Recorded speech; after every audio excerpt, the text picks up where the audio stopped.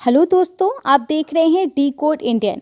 तो दोस्तों यहाँ पे असम की सरकार ने अरुणोदय स्कीम को लॉन्च किया है और ऐसा दावा किया जा रहा है कि अब तक का सबसे बड़ा फाइनेंशियल एड प्रोग्राम है, वित्तीय सहायता प्रदान करने वाला प्रोग्राम है।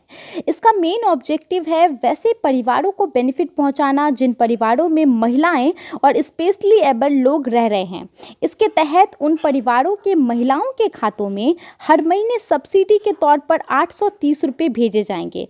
अब असम की सरकार ने राज्य के 29 जिलों के 18,20,000 लोगों को पहले ही बेनिफिशरीज घोषित कर दिया है और ये जो नंबर है बेनिफिशरीज का वो आगे चल कर के बढ़ सकता है, 22 लाख तक हो सकता है, क्योंकि अभी तक इसमें बोडोलैंड टेरिटोरियल एरिया के जो लोग हैं उनको ऐड नहीं किया गया है। दोस्तों ये जो बोडोलैंड है इसे बोडोलैंड के भी नाम से जाना जाता है और इसका official name Bodoland territorial reason है। ये एक ऑटोनोमस रीजन है, यानी कि इसके अंतर्गत जो आंतरिक फैसले होते हैं ये बोडोलैंड के लोग ही लेंगे। असम की सरकार या फिर भारत सरकार इसमें हस्तक्षेप नहीं कर सकती है। अब इस स्कीम के तहत इन लोगों को भी ऐड किया जा रहा है, जिसे काफ़ी अच्छा कदम माना जा रहा है। दोस्तों सरकार जब स्कीम को डिज़ाइन कर रही थी तो उन्होंने अपने दिमाग में बस हेल्थ और न्यूट्रिशन को लेकर के बातें रखी थी कि किस तरह से इतना पैसा दिया जाए ताकि जो हेल्थ और न्यूट्रिशन है खास करके महिलाओं को उसको पूरा किया जा सके।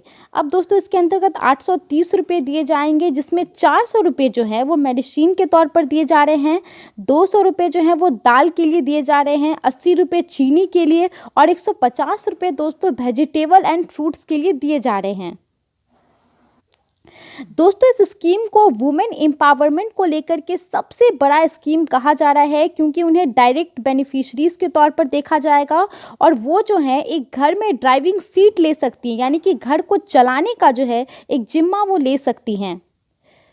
साथ ही दोस्तों इस स्कीम के तहत सरकार लोगों का जो मानसिकता है उसको भी बदलने की कोशिश कर रही है, क्योंकि अधिकतर घरों में जो विडो हैं, जो अनमैरिड हैं, जो डाइवोर्स्ड वुमेन हैं, फिजिकली चैलेंज्ड लोग हैं, उनको हमेशा एक लियाबिलिटी के तौर पर देखा जाता है, दायित्व के तौर पर।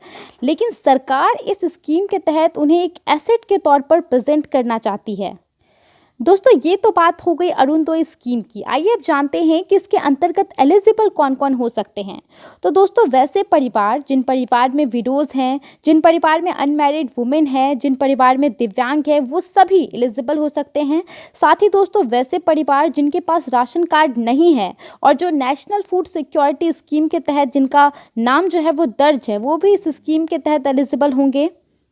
अब दोस्तों बात करते हैं कि कौन कौन इस स्कीम के तहत एलिजिबल नहीं होंगे, इसका फ़ायदा नहीं उठा सकेंगे। तो दोस्तों सरकारी नौकरी जिनके पास है और जो पीएसयू में जो परिवार के लोग काम करते हैं वो सब एलिजिबल नहीं होंगे इसके तहत। साथ ही दोस्तों जिन परिवार के पास 15 बीघा ज़मीन है, 4 चक्का गाड़ी है, रेफ्रिजरेटर है और जिनकी सालाना आय 2 लाख से ज़्यादा है, खुद का ट्रैक्टर है, वो सब भी अरुणोदय स्कीम के तहत एलिजिबल नहीं होंगे। साथ ही दोस्तों अगर वॉशिंग मशीन है, एसी है उनके घर में और एक भी फीमेल मेंबर नहीं है घर के सदस्यों में, तो भी वो इस स्कीम के तहत एलिजिबल नहीं हो सकते हैं। इसके अलावा दोस्तों अगर उनके घर में एमएलए या फिर एमपी है, चाहे वो फॉर्मर हो या फिर करेंट हो, या फिर गवर्नमेंट का कोई एम्प्लॉय है, डॉक्टर है, इंजीनियर है, लॉयर है, सीए है, आर्किटेक्ट है या फिर इनकम टैक्स पेयर है, तो भी वो सब परिवार इस स्कीम के तहत एलिजिबल नहीं हो सकेंगे। दोस्तों अगर आपको इस स्कीम का फ़ायदा उठाने के लिए अप्लाई करना है तो हमारे डिस्क्रिप्शन बॉक्स में एक लिंक दिया हुआ है, आप वहां पे जाके ऑफिशियल पेज पे जाके एक पीडीएफ होगा, आप उसको डाउनलोड कर सकते हैं और उसके बाद दोस्तों आप अप्लाई कर सकते हैं इस स्कीम के लिए।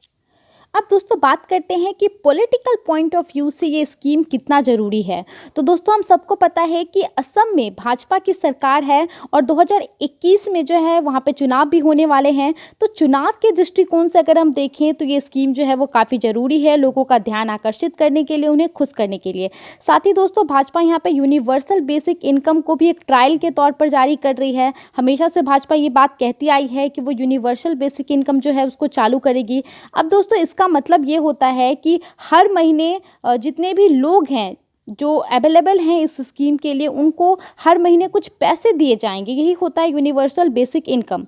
तो सरकार जो है, भाजपा की सरकार, वो असम में इसे एक ट्रायल के तौर पर हो सकता है कि देख रही हो। साथ ही दोस्तों, ये जो डायरेक्ट बेनिफिट ट्रांसफ़र है, जिसके तहत काफ़ी लोगों को ये कोरोना वायरस महामारी में पैसे पहुंचाए गए हैं, यानी कि सरकार के हाथों से सीधे जो लाभार्थी हैं उनके हाथों में, बीच में जो बिचौलिया होता है उनकी भूमिका नहीं है। इसका भी इस स्कीम के तहत जो है काफ़ी ज़्यादा उजागर किया जा रहा है। जन धन योजना को भी इस स्कीम के तहत उजागर किया जा रहा है, क्योंकि सरकार कह रही है कि जो वुमेन है, अगर उनके पास खाता नहीं है तो वो जन धन योजना के तहत खाता खुलवा करके अरुणोदय स्कीम का फ़ायदा उठा सकती है।